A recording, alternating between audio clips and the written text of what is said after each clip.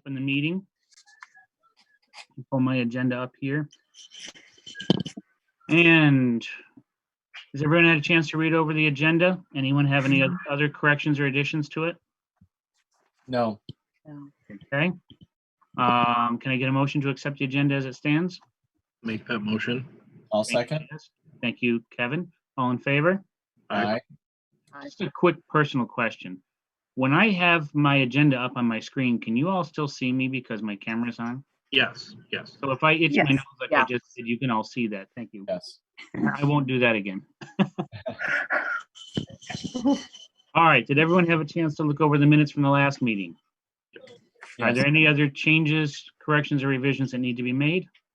No. Okay. Can I get a motion to accept the minutes from the April 14th meeting, please? I'll make that motion. Thank you, Paula. I need a second. Second. Thank you, Kevin. All in favor? Aye. Aye. Very good.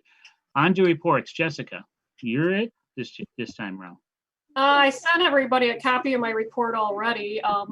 Yep. My main concern that I've been working on is trying to do library outreach with the seniors and the kids. So the senior citizens, I've already ordered the supplies to send them to the Office of the Aging, the care packages. Some of the items are not coming in for like 2 weeks or 3 weeks. Because I ordered they're each going to get a tote bag, a puzzle book, a coloring book, and colored pencils. That's great. And for 30 senior citizens, I spent about $180 total. So it's about $6 per senior, which That's fantastic. get a lot of good stuff. Nice job, Jess. Nice job. Yeah. So that's the thing. They will probably get it in late May, the items. They'll ship it with the Meals on Wheels program. Yeah, either way, I'm sure they'll appreciate it. And also, I'm trying to contact the school. I emailed the 3 principals, but of course they're busy. They don't have time to look at my email yet. I understand, but I emailed the 3 principals asking how many are in the food delivery program that they're doing right now. And I would like to send a book to each student that's in the food delivery program. I don't know if they all participate or not. Maybe they don't. Because I can go to the book bank and get elementary school books, middle school and high school type books, age appropriate books for kids, and they can send it along with their meals. So Great. hopefully that can happen. I think it's fantastic. And I love that idea. So Jess, I just sent you the email address for Alex Hager.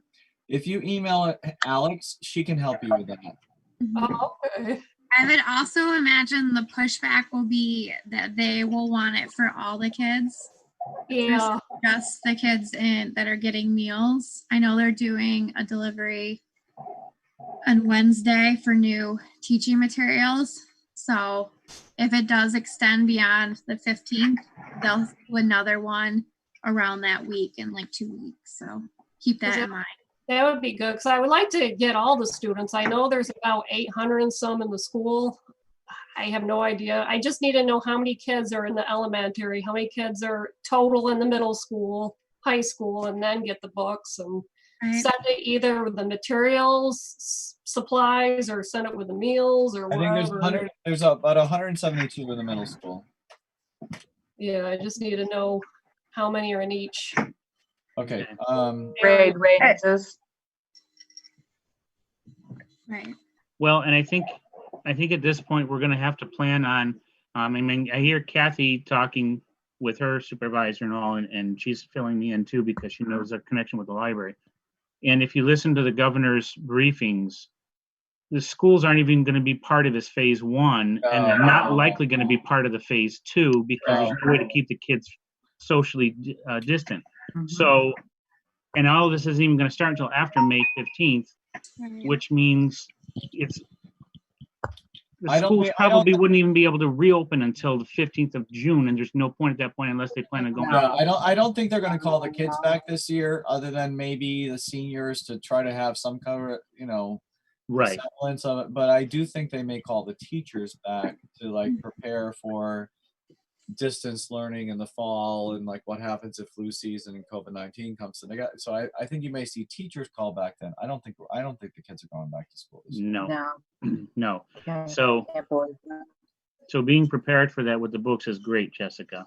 And you know, It's just the ages and how many kids are per age, because the elementary, you know, a kindergarten's going to read a different book than a fifth grader. So I'm probably going to need to know the numbers of each of the kids in the elementary school. Yeah, Maybe Chaz knows. email Alex at the address I just gave her, and she'll hunt that down for you. Yeah, because there's so much diversity in ages and what they read. Yeah. Mhm. okay. And also on the report is the thank you letters. I gave Jen the thank you letters in March. Did you get them? For what? For the 3 people I have listed on the report who donated money. I don't think I had their addresses, but I can send something out. Yeah, because I think I gave you their copy of their letters to you in March meeting, the last meeting. I don't know what happened to them, but They're all their kind of addresses. blending in together right now. But I'll double check. That's probably my bad. Especially if it started in March. Or if you Yeah, gave so March, the last meeting we were in physically, I think I gave them to you, and I think you put them in a folder maybe okay. with their I'll double addresses. check. Because I already put the checks in the bank, so I don't know what their addresses are. Okay. I'll look and see So- what I have here and I'll double check. Okay. Jessica, on your next item there for the flag, Jill Madison has already ordered a replacement. She apparently gets them Oh, from okay. the state assembly, and she gets those big flags for like $12 a piece, which, Oh, wow. Oh, yeah, that's a good. phenomenal price. So she needed 1 or 2 others, so she was just going to order a few of them, and ours is included in that. So as soon as she has that, she'll let us know. okay, because I emailed her a little while ago, but I just never heard back. I just thought maybe the village was closed or, Well, the village offices technically are closed, but she is still working in the office. And I will see her Thursday evening, so I'll just follow up with her about that. that's good. That's really good. Okay. And NCLS is doing a pandemic response and recovery too. So I'm following what they're doing also. And we have on our Google Doc, I've been revising it, our own pandemic response. So if you guys ever have, I sent you all the document a little while ago. You can you upload did. it. I'm always editing it to Okay. fix it. No, it's good. No, and I have some notes on that too that we'll share later on in that part. Okay, that's about it on the report. Since you already have a copy. Yep. Thank you very much. Sherry, welcome. Hello. I'm losing track of the days. I hear that. The days. I'm just sitting here. I'm reading Jessica's message. She's like, Sherry, there's a board meeting on 28th if you want to come. And I'm just thinking, so I looked at my calendar and I go, April 28th. Oh my God, that's now. So sorry. Apologies. I was doing dishes. I'm sorry. Okay. Okay, Chaz, do we have anyone? Chaz has set up a new system with a form. So if there are people who have difficulty, going onto the YouTube and asking a question or having comments or something, he created a form that immediately populates a spreadsheet, and then he can be looking at that and he knows who's talking and who's asking questions, and he can share that with us. But unfortunately, seems like nobody's on it. So. Which might be a good thing. It means that they're happy with the way we're doing business and they don't have any reason to chime in. Listening to that director's meeting yesterday, I would think everyone is very happy with what we're doing because some of the libraries are still struggling, trying to figure out what they're going to do. Well, that speaks to the leadership of the board, but also the leadership of the library and the people that we have working there. I completely agree. We've got a great staff. I'm very, very happy Yeah. with the people we have on board, on both the staff and the trustees. Thank you all again, and I'll probably say it 100 times over, but thank you all again.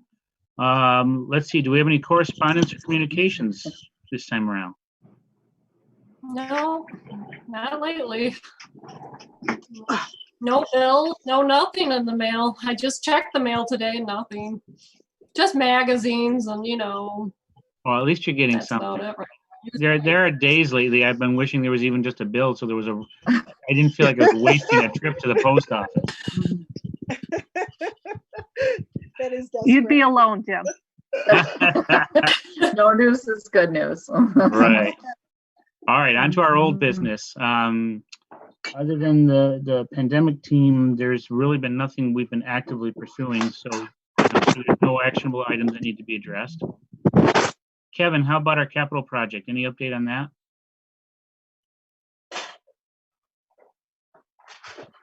It's muted. Kevin? Ooh, Kevin, you're muted. I don't know if you're trying to Oh, talk. thank you. Yes, I'm talking away. I spoke with Mike Littell after our last meeting.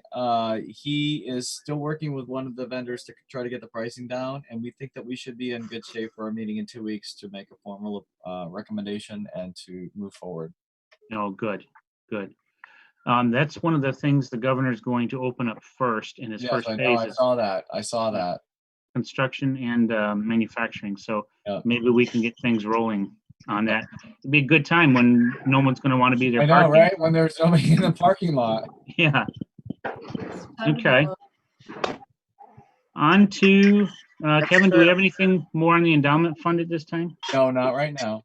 Okay, that's fine. Let's move. Is there any other old business that needs to be addressed? I will take that silence as a no and move on to new business. So, I don't know if anyone else is. I tend to follow the governor's briefings almost religiously. Today I was in Watertown after a doctor's appointment fretting because I was back in time for the briefing, and I'm thinking, this is stupid. I'm living my life around, like in college, remember when we lived our lives around soap operas? But this one he did from Syracuse. It was the one you should have watched. I know. I know. Local. But it was very interesting, all the things that he's been saying. And I think at this point, we'll just continue on as we are, with the one exception, which is coming up to the pandemic response and recovery team report. But, you know, his multi-phase says that, first of all, in it, he's looking to open regions, and upstate New York could be, even central New York could be one. Which, by the way, just for those of you who this is a pet peeve, Oswego County is considered part of central New York according to New York State. Now, if you ask Syracuse, they're going to say, no, you're North Country. If you ask Watertown, no, you're central New York, you're not North Country. So who knows? Yeah, we're like the middle child. We fall through the Right? Yeah. No one cares anyway. So, but just a couple concerns I have. First of all, the governor's briefing says that, you know, you have to have a decline in cases and all that for 2 weeks before you can even be considered for reopening. And then it goes phase one first, which is construction and manufacturing. And then after that, they'll look at reopening other businesses. But you have to have in place all the different recommendations from the CDC, including 6 feet of distance between everybody. Everyone's got to have masks, gloves if it's necessary, which in our case it would be because you're handling things other people have handled all the time. So I don't see this happening real fast because here's the big issue. What a lot of people don't realize is there are 118,000 people in Oswego County, and as of last night, they've only tested 1,555 people. The governor says in order to be considered for reopening, you have to be testing 30 people per 1,000 in a month's time. Well, if you take our 118,000 people, that means in a month's time, we should have tested 3,500 people. And we're not even halfway there yet. I'm concerned that part of the reason our numbers are so low is because we're not testing a whole lot of people. We don't have a major city here. Syracuse is testing more people. Obviously, downstate, they're testing loads of people.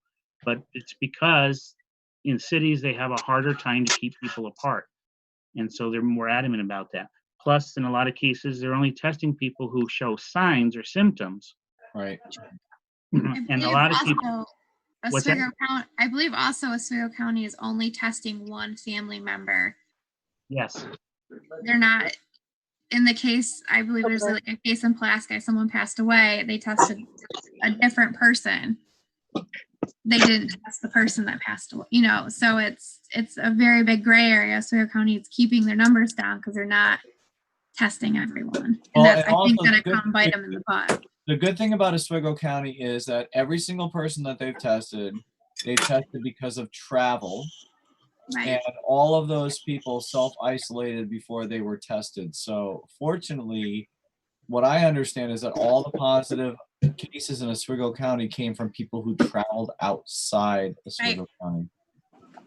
Yeah, so see, I'm concerned about the numbers. I'm not looking for the library to jump right back into reopening as quickly as possible because I don't think it'd be safe.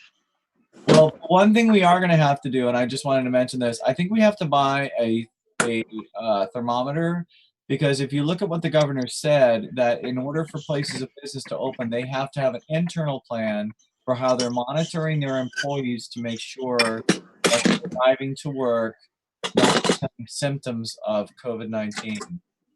And that right there is my major concern as an employee.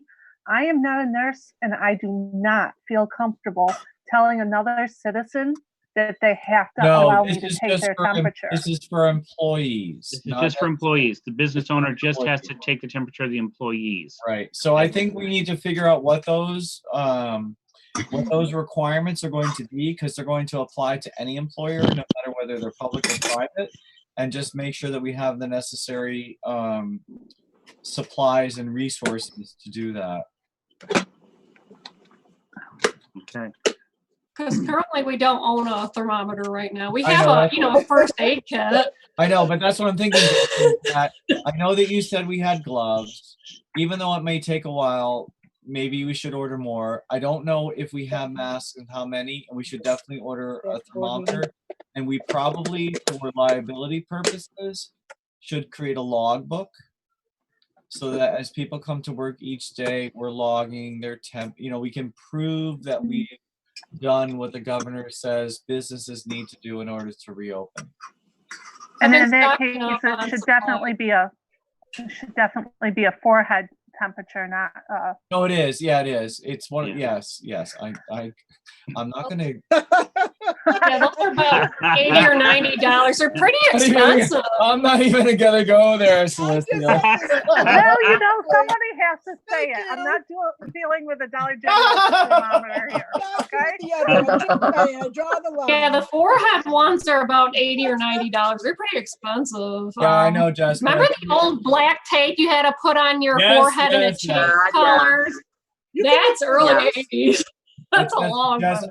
I think, Jess, I think you should probably go ahead and order it, because it may take 3 or 4 weeks before we get it, depending on supplies. I don't know. I haven't checked, but I've been ordering supplies.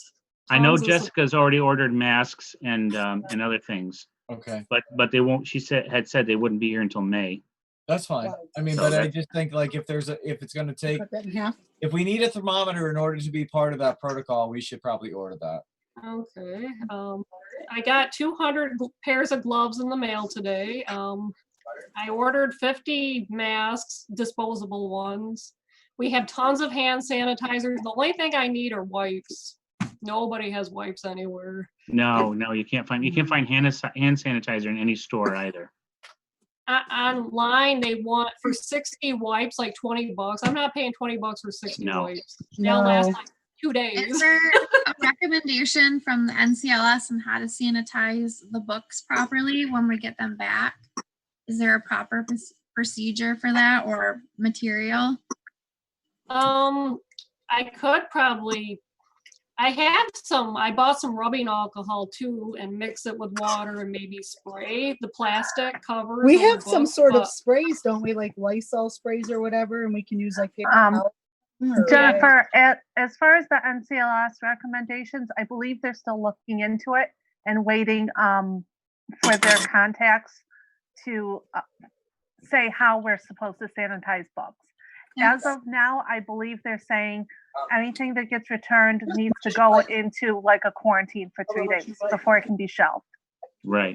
What about That a was U? my What biggest if, concern. I mean, what about? I mean, you can't. Depends how much avocado you like. You can't stick a UV light in a person, but maybe for the books. Right. Yeah, I thought you were concerned about that for our health. I didn't know anything about, because that was one of the options I had mentioned before. Jess, did you get my email? Do you know how many books are checked out right now or materials are checked out right now that will be coming back? Over 650 around right now. Wow. Okay. That's not including items that are on hold and being shipped back to us. That could be hundreds as well. Okay. So probably around 800 or so. So so you guys will have, basically when we say it's okay to start returning things, you're going to be getting probably 800 items within a week's time, a week to 2 weeks. So that's something to definitely consider and how we're going to disinfect them, where we're going to store them, how they're going to be returned. Well, and also it's something to consider when it comes time to the plan of how do we reopen and whether or not we let people in and all, which is when I was looking at the pandemic response team's report, I had come up with a couple of thoughts to share, and we'll share that in just a moment. So as far as the resolution, does anyone have any comments, questions about that? No. Okay, No, good. Can I get a motion to accept? nice work. Paula, did you say? I just said good job. Oh, Thanks for doing that. All right, I make a motion to approve the board resolution related to the closings as presented by the board president. okay. Kevin has made a motion. Can I get a second? I'll second it. Okay, Jen seconds. All in favor? Aye. Thank Hi. you. Okay, just a couple of notes that I want to share with you all from the directors meeting yesterday before we go into the team's report. NCLS is predicting that it's going to be 1.5 years at least before the libraries will be able to get back to normal programming, where you'll be able to let people in. Yes, because they're basing, everything's getting based now on the vaccine. Oh, Okay. So you'll be able to open the library for normal functioning, but as far as programming, that's not going to happen for up to 1.5 years at least. Well, on a programming note, there's been quite a few meetings about summer reading program for this year. And I joined the marketing section of that team today. They're intending to do a summer reading kickoff challenge, which will include everyone decorating their windows like a fairy tale, any fairy tale. And then a scavenger hunt or a bingo type thing where kids can spot the story or read the story to collect points and to win a challenge.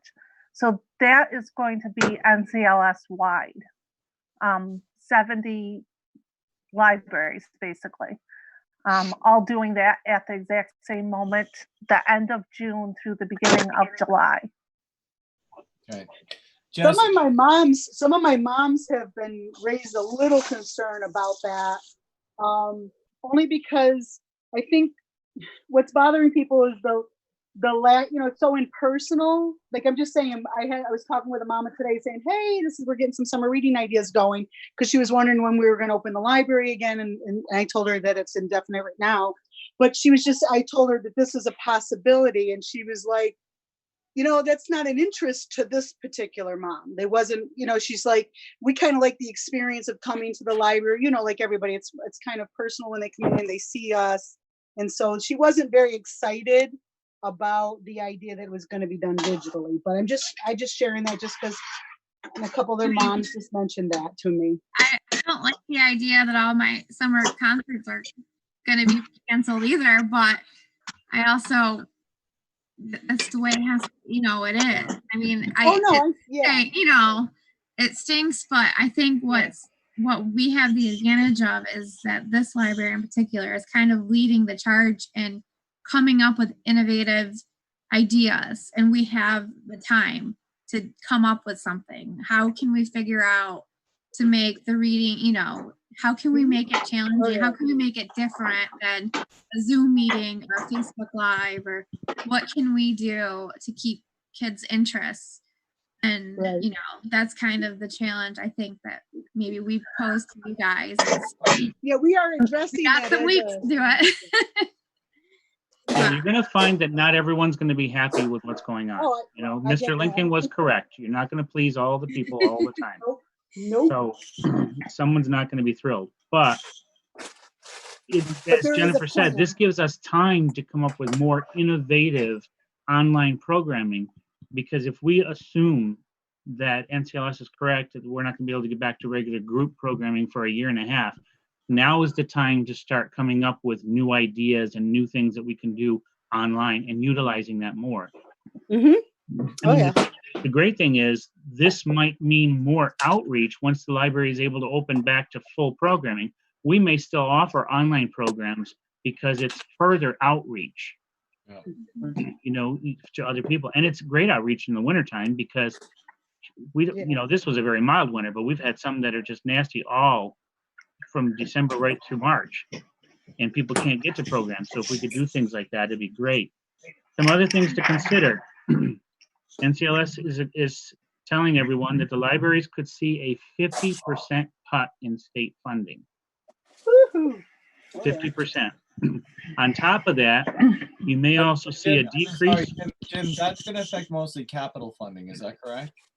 Yeah, construction. Mostly, yes. Okay. But I wouldn't be surprised if they try to extend that further. Gotcha. You also will likely see a decrease or elimination of county funding. Now, we don't get a whole lot from the county, but sometimes that's enough to cover. Oh, yeah. See, that's enough to cover a lot of programming. And if we lose that 4,500, that means programming's got to change too. Well, let's just be grateful that the steps that the board and the staff have made in the last few years have put us in a position where we can respond to this and still keep our service level what it was. We're in a very good position right now financially in that respect. We are actually in a better position than most of the libraries in NCLS, both financially and with all that we're doing for our community. Yeah. Because listening to some of these other directors, I'm really feeling terrible for them. Yeah. And some of them are older directors. Yeah. I mean, Jessica's one of the younger people in the group. Yeah. And even today, at today's meeting, several of the directors said, all right, I really need help from you younger staffers because I don't know how to do this. I don't know how to post and share to Facebook as easily as you do. So let me ask this question. Do you think that we should reach out to Orwell and allow them to share the online programming that we've done for their patrons? Well, that's the discussion that's going on at the meeting that Celicia and I are attending. This is a collaboration on a large scale. We're talking about whatever you do individually as a library, you can still do.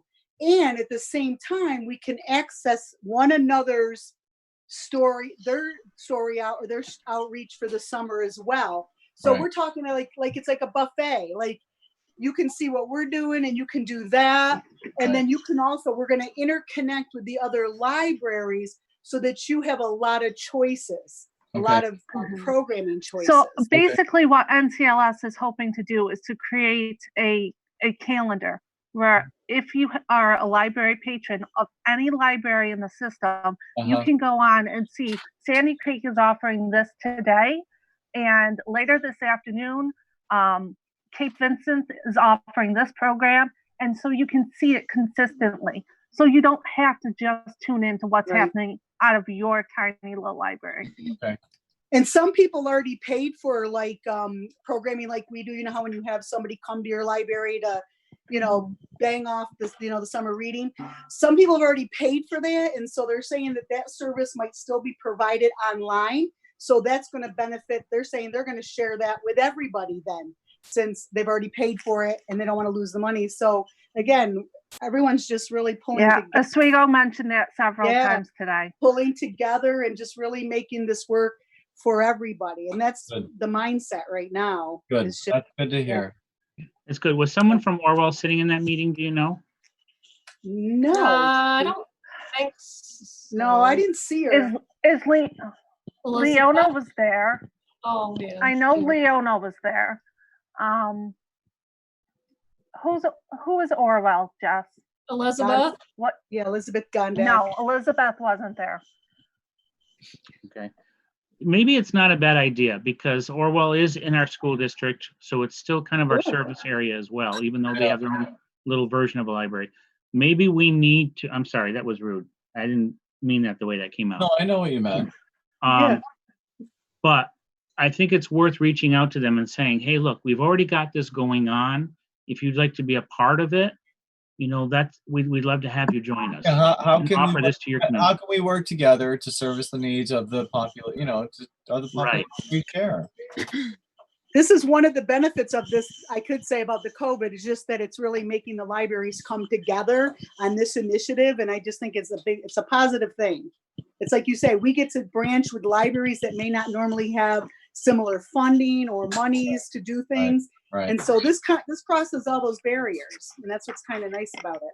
Right. And we do know from Jessica's previous data that Orwell is the least funded library. Yeah.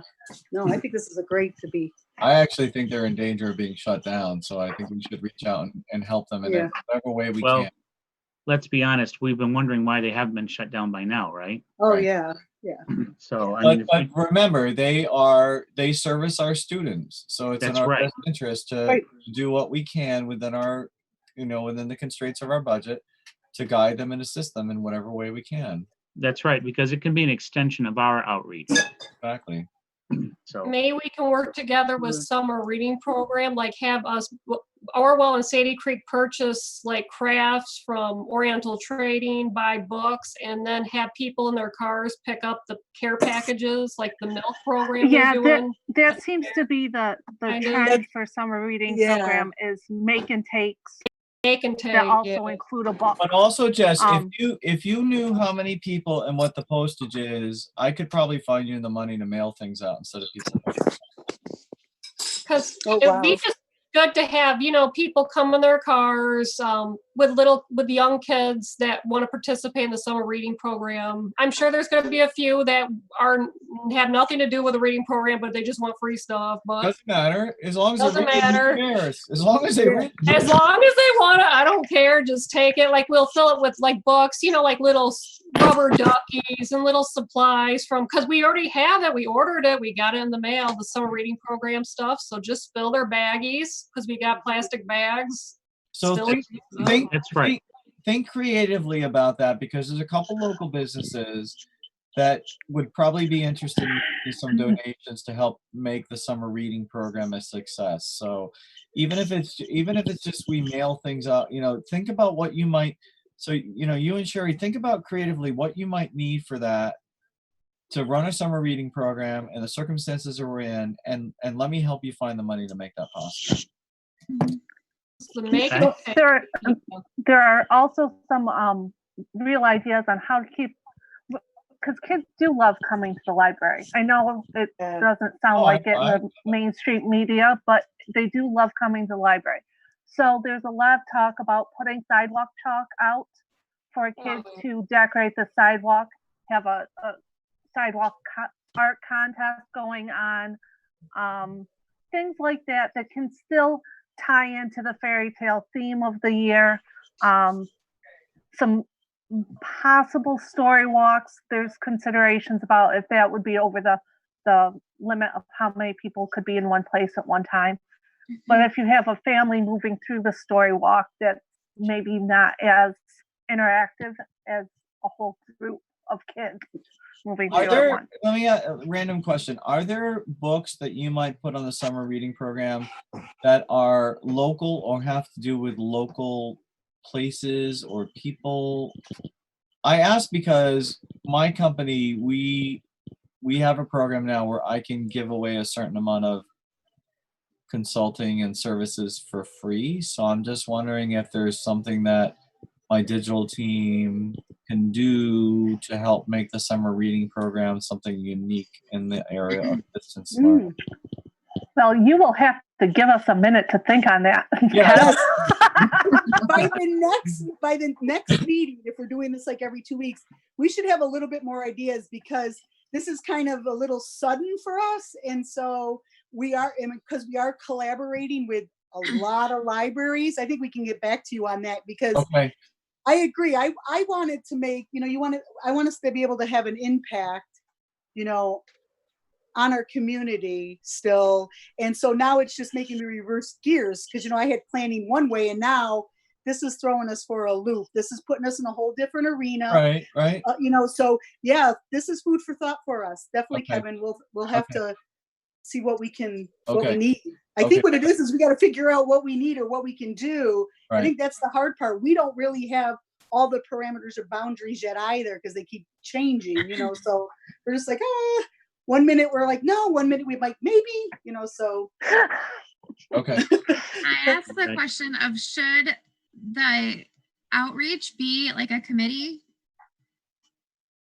where we put together a group and kind of form a committee of how I don't know going about forward, how what should Jess we is do? feeling right now, but it seems like we have been enacted into many committees.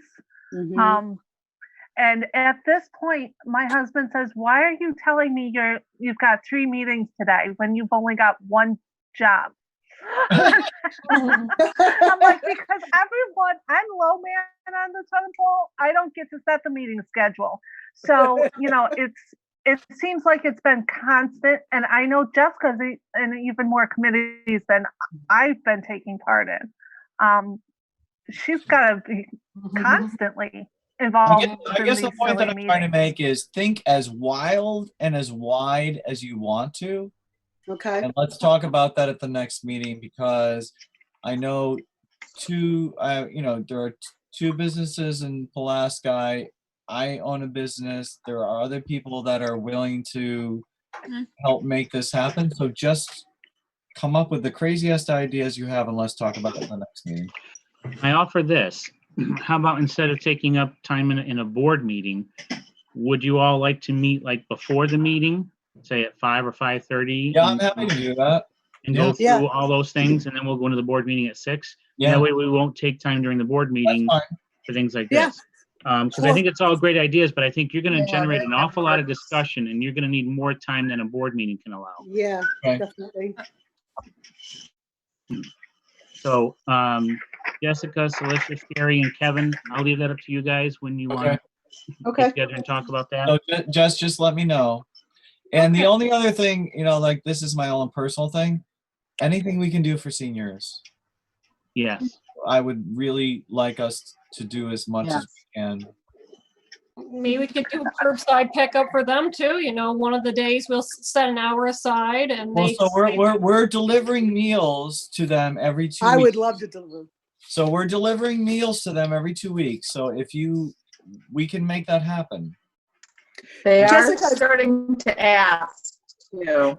They are. I got a personal phone call today. That's what happens when you live in a small town and everybody comes in the library. So they called me today. They're like, "Sherry, I've already ordered a bunch of books from Thrift Books, and we've read everything, and we really need to get into the library." So one thought I just had, Jess, I know we still have books out in the barn. I was wondering if we could at least open the barn. Like, I could go up a day, open it, go back and shut it at the end of the day. I mean, we've opened that to the public before, because I think we have some large print books in there. That was who the seniors were asking me about that. And I'd be more than willing to put together, a big care package that we could send over of large print books for, when they deliver them. We have about 20 people who twice a month are delivering either meals the first time, or the second time is groceries to seniors in Sandy Creek. So we can add books into that delivery. And Peggy Manchester is the one who's giving us those names. So, I mean, if you need delivery, we have people who are delivering meals and groceries, so we can make that happen. Is this through Meals on Wheels through Office of the Aging? Or is No, this no, something no, no, different? no. It's through the food pantry. How Okay. many people? Last time we delivered over 100 meals. Wow. Oh, Wow. And the last time that we did the food pantry, there were almost 250 families that got food packages. and they're not just senior citizens. No, but I mean, what I have learned, this has been very interesting because I've learned a lot about Sandy Creek that I didn't know. Mhm. There are a lot of homebound seniors in Sandy Creek whose families have moved away and they don't have a support system locally. Hmm. What's great about like the friendship shop and the food pantry is they keep tabs on a lot of those people and really make Yeah. sure that they're Yeah. you know getting assisted and, Yeah. and right now you have to think too like, they're not getting the resources from having the store open, and so you know their outreach, they're doing a great job with that. So We are very lucky to live in the town that we live in, I will say this. yeah, I I say that to many people that they don't I do too. understand exactly. You know, we Yeah. we are We People take care think of our own. We yes. take care of So- our own. Kevin, I'd be open to like the whole board, like what we could do to remedy that, because that's what I'm hearing is people are like running out of reading material and really like. I actually put together a whole stack of books today and had someone pick them up off the porch just because, they're saying, we're out of books, we've read everything, and so I'm not sure. I'm just Okay, so the I know next, we don't have a policy. so the next big one is going to be on. Let me just pull up my calendar. It I is can going to make be up the, care the packages. first week of May. I think May 4th. So I mean, it might be too late for that, but But we Kevin, have it may people- go ahead. I'm sorry, it may not be because we do have the shed full of books. Because just before this happened, Jessica did a purge at the library, and the shed last I knew had a good amount of books in it. So what we could do is just put a bunch of them in a box, and you could bring them with you, and then people, Okay. whatever you do, could pick them accordingly. Okay. Kevin, can I offer a wild, maybe too crazy even idea? Yep. Is Yes. even putting like a note in that package that says you're sick of your books, put them in a bag outside your door and collect them. Okay. Anyone that wants to get rid of their books and just Give them to the next redistribute, people. All right, Well- I'll connect with Jess tomorrow, and we'll figure something out in terms of communication to people and what we might be able to do as a library to help them. Because I get really worried about the elderly people in town and the fact that they have nobody else. It really Yes. bothers me. Yeah. We Yeah. could open up the shed again, but we'll just have to clean, But disinfect. we're already doing deliveries, I guess is the point. We're already doing deliveries. So if we Right, can so find- if you're doing the deliveries, opening the shed is not necessary. right. Well, we You have can- other, you can rotate And I the would books through worry- the deliveries. Yeah, but we have other It was people who about are this not time reading. last year when we had the vandalization happen, and we were there and active. Now that the building's been empty for so long, if we open up the shed and they know, even for 8 hours, no one's going to be at the library and no one's watching the shed, there could be some vandalizing going on that would be very detrimental to the situation. It's true. And if you say, on the Facebook and the website, hey, we're going to have the shed open this Saturday from Right. this and this. Yeah. And yeah. what if it turns out to be a pouring rain? Yeah. You can't have the shed open when it's like that because everything will get ruined. So I think cycling it through the meals is a really good idea. And like you were saying, have them leave their books if they want to unload their books. You might be able to rotate a lot of books this way, move them around the whole community. Mm-hmm. So one other random thought, and I'm sorry I'm hijacking the conversation, but I think it'd be kind of cool since we're all stuck at home if we did like a Sandy Creek's read thing and like everybody in town was kind of reading the same book, and maybe we could do like, I mean, Well, but that's good. you guys have more experience than with this than I do. So I mean, it's just a totally random thought, but that doesn't mean it's a good one. I think Celicia's been trying to do that. Yes, kind of. But I do want to let you know, and Jessica probably knows the website better than I do. There is an online, an ebook available that they're encouraging two selections starting April 30th that unlimited amount of people can check out. So that's going to be my next book club suggestion, is that you pick one of those two books, because getting an ebook through NCLS right now is like winning the lotto.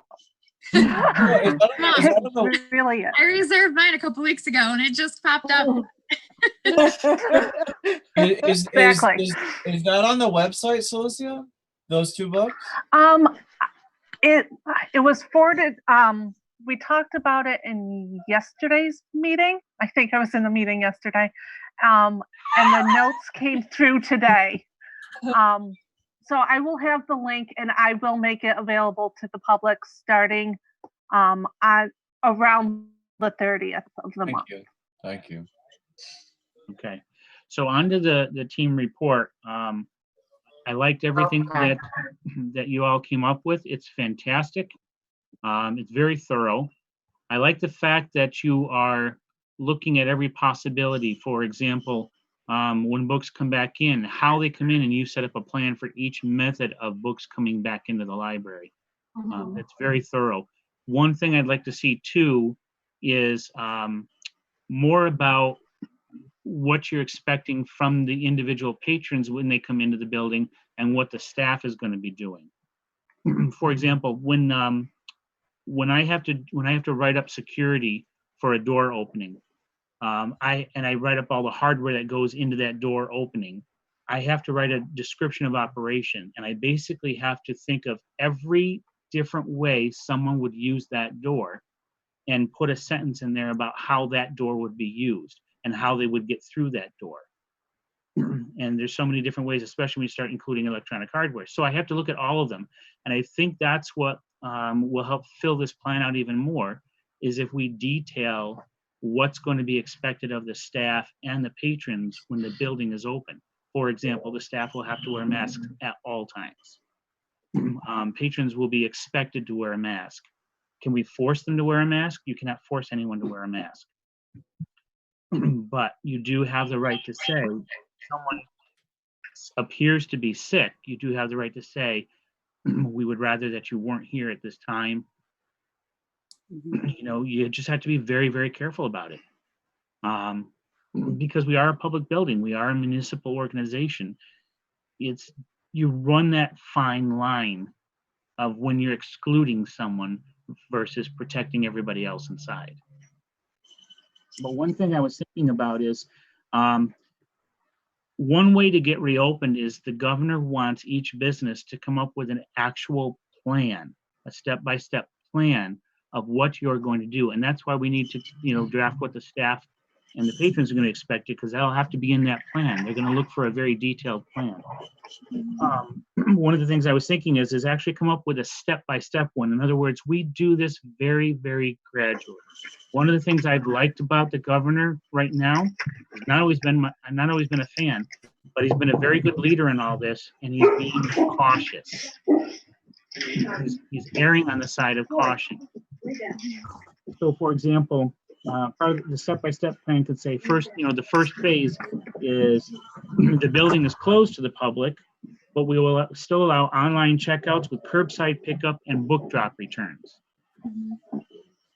So you would be putting books in a bag, handing the bag to someone through their door.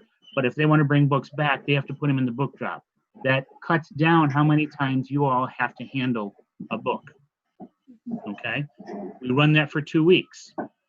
Things go well, and that 2 weeks means you guys will be doing less inside, so that you can go through a lot of the books that you're going to have coming back.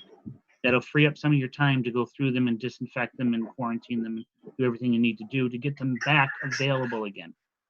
Yeah, but no matter what, we have to have a plan for how we're going to deal with our employees. So that's what I was mentioning the thermometer before. We have to have an employee plan and then a plan for the public. Right, right. So then say that works for 2 weeks, and the next phase could be, and this is all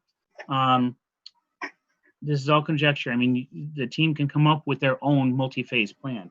But see, the second phase is after those 2 weeks work, everything's fine. The staff is getting caught up in the books. Maybe open the library building, but only by appointment. People have to schedule. And so you have this many computers available, say 3 out of the 6. And you schedule those for 30-minute time slots. And someone calls in and says, can I get in at this time? And you can let them know. Rather than them driving all the way down there and standing in line or being turned away, they can schedule ahead of time when they want to be there. That way you can also control how many people are in the building at a time. I worry about the overhead on the staff about the scheduling of people coming in. That's my only concern. Well, one thought just came to mind, Kevin, on that is like, if we're freed up from doing some of the programming that we normally do as a part of our job, it might give us a little leeway on that. But we're Maybe. really not freed up. I don't know No. if anyone else has noticed. We're still doing all of our programming. It's just more intensive because we have to do it online. Yeah, I was So going to say the we're same not thing. You're not freed really up. freed up. Then maybe one of the things that you should do is think about what kind of substitutes you might need for a certain period of time and come up with a budget for that. And we'll take a look at that and see whether or not we can fund that. Well, that was one of the things I was going to pose too, is maybe we need to pull in some extra help. At least for, the 4 weeks that this is going on. Because that would say go on, and you would still do, as far as the books, you would still do curbside pickup with online checkouts, and people would still use the book drop. So that would still function. We're just talking about, now we're adding in just so many people can come into the library at a time, and we're scheduling that just so we can control that population. Yeah, we just need to make sure that we provide Jess with the resources to do that scheduling piece, because that's going to be an additional burden on the team. Right. And so if that works for 2 weeks, then maybe the third phase is you finally open to walk-ins, but you're still going to have to control how many people come in at a time. 10 people And at at a that time, point, probably. what's that? 10 people at a time, right? About 10 Well, people. That includes staff. Yes, it So- does. Also, you're going to have to, this is when you'll have to mark the floors for 6-foot distances. And you might have to consider, maybe we have one door is for entering only and one is for exiting only. And so you have one flow through the building instead of people passing each other all the time. Try to limit I that, think how many that's a good times idea. people have to get closer to it. What's that? What was that? She was agreeing. Oh, okay. So just in those plans, just if you need additional staff, figure out what that is, what the budgetary cost is, and then the board will look at that and see if we can make room for that. Because we want as many patrons as possible out of the 10 people. So I was thinking have 3 people from staff at all times for the upcoming weeks. yeah, 1 sub and 2, Yep. me and Just assistant and a sub. just let us know, Jess, what the budgetary implications of that are, so we can review it at the next meeting. okay. I do like the idea, Jessica, and the team that you had in there about making the downstairs off limits. I would just close that off. But I Because worry, Yeah. what I worry most about, honestly, is the children's section and how we're going to manage that. Yeah, it's going to be very difficult because they are totally hands-on and sometimes in mouth. So I would honestly say really emphasize, either calling ahead of time, or I had put in there with the kids is doing like kid packages. We know what families are kind of coming in there. Like for instance, like the Brown family, Sherry knows what books they want. Putting together a care package and doing that curbside pickup to keep the kids out of the library, because that's the one thing you can't control. I know a lot of people don't want to bring their kids in, but it's going to happen. I mean, there's still families bringing their kids into Target for whatever reason. I don't understand why a family of 4 all go into Target, but it happens, and it's going to happen at the library too. And that's the biggest concern I have, is keeping those kids. And building on that, my concern is, I'm not saying a lot of the parents in our community would do this, but I know of a few that would say, would you stand by my car and watch my kids while I go in the library? And The that's a response is no. responsibility that we should not be taking on as, No, Or go to the post office or the laundromat across the road. And no, no the way. response is no. No. can't Absolutely watch not. Kids, not babysitters. No, you cannot take that responsibility because that's a huge one and a huge liability. And that Oh, was yeah. a big, and that was a big problem I think that the libraries had in recent years, especially in the summer, is that kids are coming in there who are of age enough to be by themselves, but are using it as a babysitting device, and they're sitting there on the computers all day. And I don't want to see parents sending their kids to the library to give themselves a break to do their homework online. You know, it's just not safe. Well, and the other thing to keep in mind is that, because we live near the beach, they gave out $6,000 tickets yesterday to people who went to the beach and didn't have a mask on, and there were more than 3 people from 2 different cars. So, we also need to protect ourselves from any kind of potential fines. Absolutely. Yeah, because for businesses, it's more. We're looking at a minimum $2,000. 10,000. So it's pretty scary. I will, so this is looking very good. Jessica, I'll send you some of those notes I had. If you want to use them, fine. If not, if you guys develop into something else, that's fine too. I'm just saying we need to now fine tune the report and draft a plan for reopening. So when the governor says in your region, certain businesses can reopen, we can say, okay, we're in a position to begin reopening. This is what our plan is. One thing I want to leave you all with tonight, another thing the governor said, it wasn't in yesterday's briefing, so it must have been in today, that he is going to be making a decision later this week on further extensions of the closures. So Yeah, I think we're gonna see. I think we're gonna open sooner than the rest of the state, to be honest with you. I think we are too. I still think it might be a little premature because we haven't tested enough. No, I don't think we're gonna see it till at least June 1st, to be honest with you. But yeah, it's not going to happen for a while. But if we've got our plans already in place, this is less we'll have to do last minute. Okay. Agreed. Yep. I think you all are doing an absolutely fantastic job. We're going above and beyond. We jumped on it early as far as online programming and other things. We jumped on early about making sure that our staff was safe.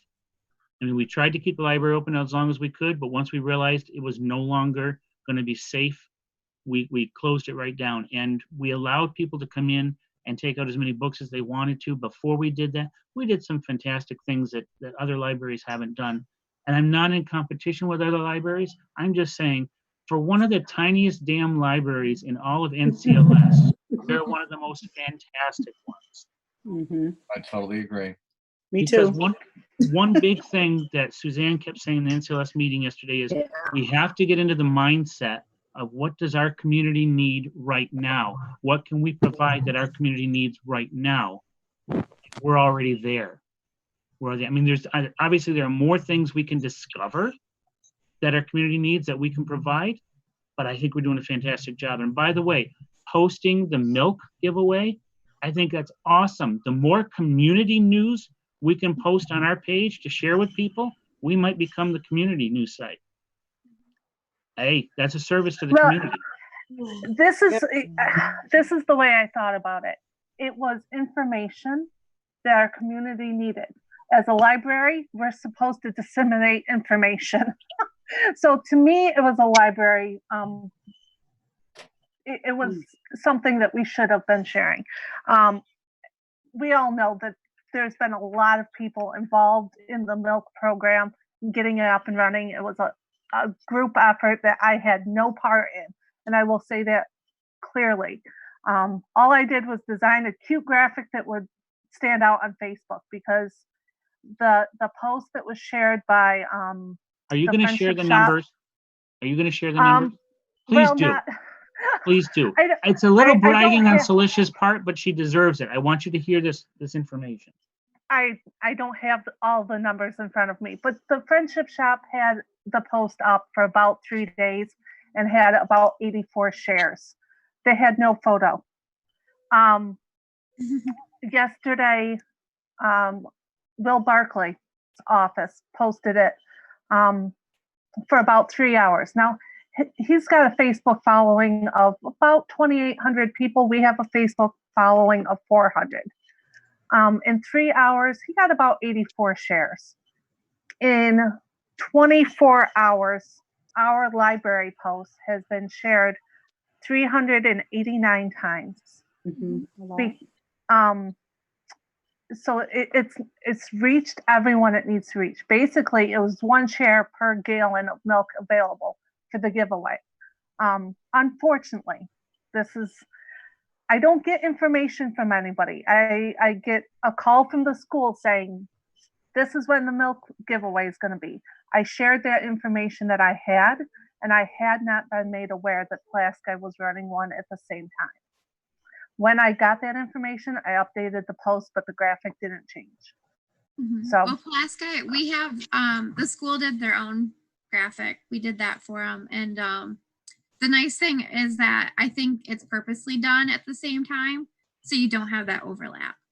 right. So I can go to Pulaski, Sandy Creek can go to Sandy Creek. I think it was done purposely. I know that it was asked to do a graphic for Pulaski. I had saw yours, and then the PR person from Pulaski asked to do, they had just shared it as like a news update, and then the superintendent asked for a graphic as well. So we did the graphic, and that I think is going to be shared. It was shared off the website, but it will be shared as a post tomorrow. So obviously, we have the reach through our Facebook page and Yep. our website.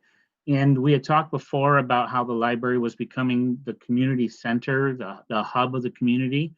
It's even more so now because we can disseminate information that other people can't, that other organizations can't. So, But if other organizations don't start sharing their information with us, we can't help them get it out there. well, that's where the rest of us can step up. And like, I'll speak to the village board, the Lacona Village Board, Thursday evening, and the town or the village clerk, and there'll be the same one for the village of Sandy Creek. So I'll let Jill know anything you've got coming up. Get it to Celicia and she'll get it posted. And I'll let Tammy Miller know anything for the town, get it posted. Because it seems like people are checking our Facebook page and our website because we have interesting things going on. And if we have something that draws them in, then we're getting the information that they also need for other things. Sherry, I And wanted it does help our numbers. it certainly does. Yeah, because I saw the Facebook stats. Sherry, I wanted to point out your knitting video, on the beginning knitting video. Okay. My daughter struggles with learning something new sometimes because she gets very frustrated. She's one of those people who thinks that it should come just like that. It should be instantaneous. Why can't I do this? So I shared your beginning knitting video with her. She said it was absolutely fantastic. She says, now I get it. I finally understand. Now I need her to do purling. That's posting that. That'll be this week. I am Very posting good. So I told her I would share that with you. So the lessons, the instructional videos are also becoming a hit. I ask everyone to just expect that very soon this is going to explode, especially with NCLS trying to pull it all together with all the libraries. We're just going to explode, and so much more is going to get out to everyone. I hope that they start paying a little bit more attention to us as well. Whoa. Not sure what that was. Sorry, But, so I want to that leave that was with my you all. dinner timer starting to go off. All right. Oh. Well, we all need to wrap up now. It's just after 7. The next meeting date that we had in the resolution is May 14th, which is the night before the next date of closure. Is everyone good with that date? It's a Thursday evening this time. Yes. May 14th. What did you say? May 14th? Yes. May 14th at 6 p.m. And also, I think on Facebook, we should post unemployment information. That's going to be important. I think that's a great idea too. You've been posting the census information, correct? I Yeah. just made a video. I'm gonna post that out to give phone numbers and stuff. Yeah, because our numbers, by the way, for the county are down in the census. And, They're and you can emphasize to people, you really don't want someone coming to your door and during Yeah, I this. mentioned that too. If you get a PO box, you're not gonna get an invite. Yeah. Or a questionnaire. It's There's so a lot quick of- to do it online. I did ours in like less Yeah. than 10 minutes. Yeah, it's 1 great. second. I did mine the first day of the coronavirus shutdown. I said, I'm going to do it now, and then I don't have to be nagged about it. All right. Does anyone have anything else? No. All right. We have nothing that I'm aware of that we need to go into executive session for. So can I get a motion to adjourn? Oh, don't all jump at once. I know. So moved. Thank you, Kevin. I'll make that motion. All right. We'll take a second from Paula. And all in favor, I'm sure everyone says aye. All right. Yeah. Thank you, everyone. Thank you very much for your time. And well, if I don't talk to you before, I'll talk to you in 2 weeks. All right. Thank you. Good night. Tim. Yeah. Bye. Bye. Bye.